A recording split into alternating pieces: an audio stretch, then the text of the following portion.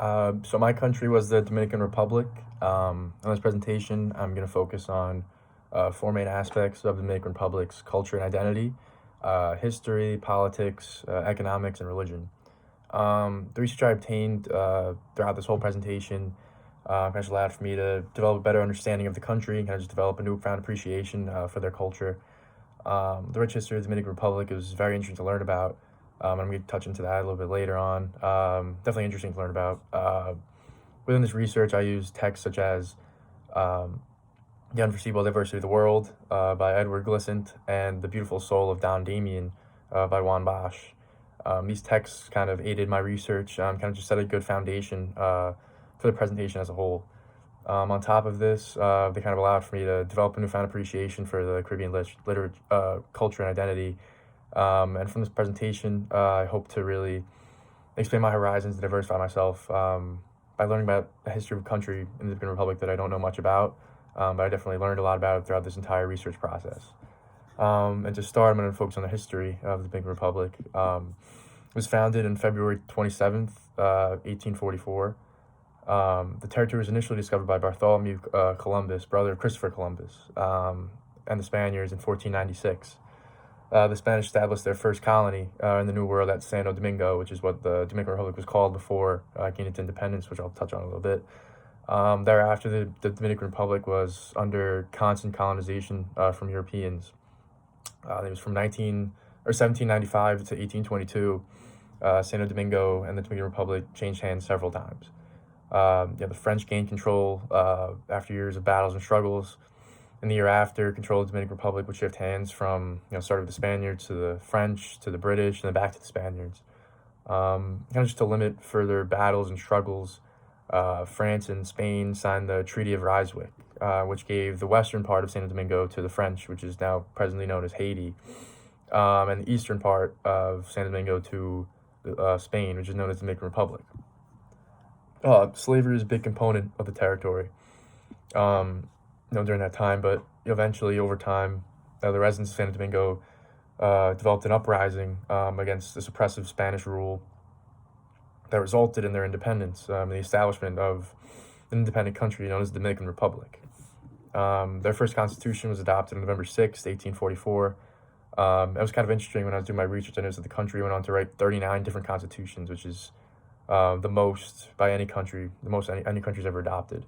But they really just sought to establish and create the proper privileges and rights for their culture, which rather kept provides in their constitution, kind of just wanted to make everything right for their people. I used The Beautiful Soul of Don Damien by Juan Bosch here. Basically, that's about Don Damien, a rich man who saw his soul and kind of just realized how poor of a person he was, how poor of a man he was. A doctor ended up showing up at his house and reviving him after he realized his cruel ways. I kind of thought that this related to the Santo Domingo, Dominican Republic area because I kind of just realized how cruel they were to their own people. With slavery, it started out very ugly, very cruel, with constant battles over the area, and over time they came together and established a peaceful democracy. It kind of just shows how they changed their ways, kind of became better for it. Switching to the economy of the Dominican Republic, is very dependent on mining, agriculture, and trade. Even before their independence, the Dominican Republic was a well-known exporter of sugar, coffee, and tobacco. The Dominican Republic is the second largest producer of the crop sugarcane, behind only Cuba. So agriculture was the most important factor to the country's economy. But the aforementioned exports, they're often sold to large countries like the United States, Japan, China, and also neighboring countries like Haiti, but obviously not as profitable because they're a smaller country. The United States was their most profitable trading partner, making $4.55 billion Dominican exports. On top of this, the Dominican Republic made large amounts of profits on tourism over time. Obviously, it's a beautiful country with its beautiful weather and beaches. The country's a large tourist destination, and by 1997, tourism replaced sugar as the main source of the country's income. Because of these two, the exports and tourism, the Dominican Republic is currently one of the fastest growing economies in the Caribbean. Kind of shifting to their political landscape, the Dominican Republic definitely changed over time. As I said before, there was oppressive government and Spanish rule. Kind of developed their own independence, created their own constitution. Like I said, they had 39 different constitutions during its existence, most of any other country. After declaring their independence, they established sovereignty, which kind of allowed its citizens to vote, have a say in their own political decisions. Sorry. The citizens mostly vote based on their family values, which is what I thought was very interesting, kind of similar to the United States. They vote on how they can improve their own lives and their own families' lives.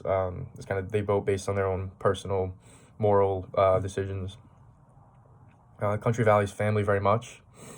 Very similar to the United States, like I said. And also in that they have representative democracy included with an executive, legislative, and judicial branch. Obviously, the executive branch has a president and the government, judicial branch is Supreme Court, and the legislative branch is kind of like a Senate, Congress that follows the Constitution. The major political parties are the Domincan Liberation Party and the Modern Revolutionary Party. The current president of the country is Luis Abinader from the Modern Revolutionary Party. That was very interesting to kind of just see how the country came such a long way politically, from being under the rule of other countries to gaining its independence and establishing a functioning democracy. Kind of just shifting to religion.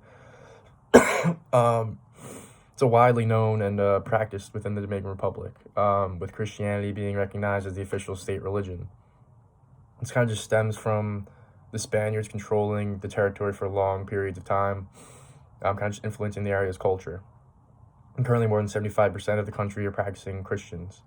I use The Unforeseeable Diversity of the World by Edward Glissant here, because he kind of brought up the idea of creolization, which is a very important topic I feel like we learned about this semester.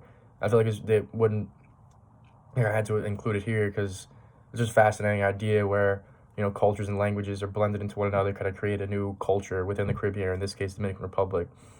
But Glissant describes creolization as a riot of synthesis. What it creates is new, unheard of, and unexpected.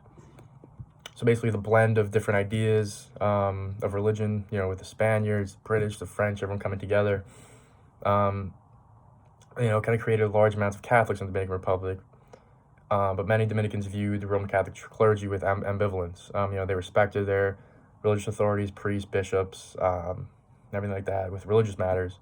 But on the other hand, they often rejected the advice of the clergy in matters because they felt like they had little understanding with secular affairs or political affairs. So politics and religion very separate, but both very important within the country. And over time, Protestants immigrated to the country in the 1960s and 70s, establishing North American evangelical groups. But for the most part, the countries lived in harmony, and didn't harm each other. And the church was definitely apolitical throughout the country's existence. Like I said, they kind of excluded one from another. But religion is definitely a major factor in the country, with everyone definitely worshiping. And kind of just the morals that they have are based on their religion and how they vote. Basically, just reading and interpreting course text throughout this class definitely helped me beyond the classroom by allowing me to have a newfound appreciation for the Dominican Republic and their culture and identity, and the Caribbean as a whole in general. So kind of like the process, how I went through this.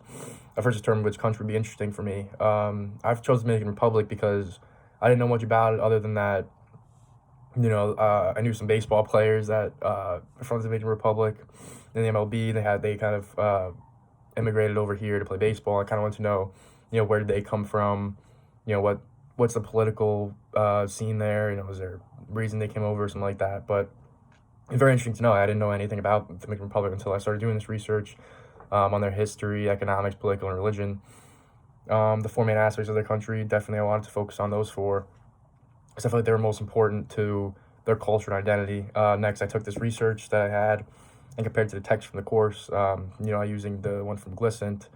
I feel like that was very important, as well as the one from Bosch.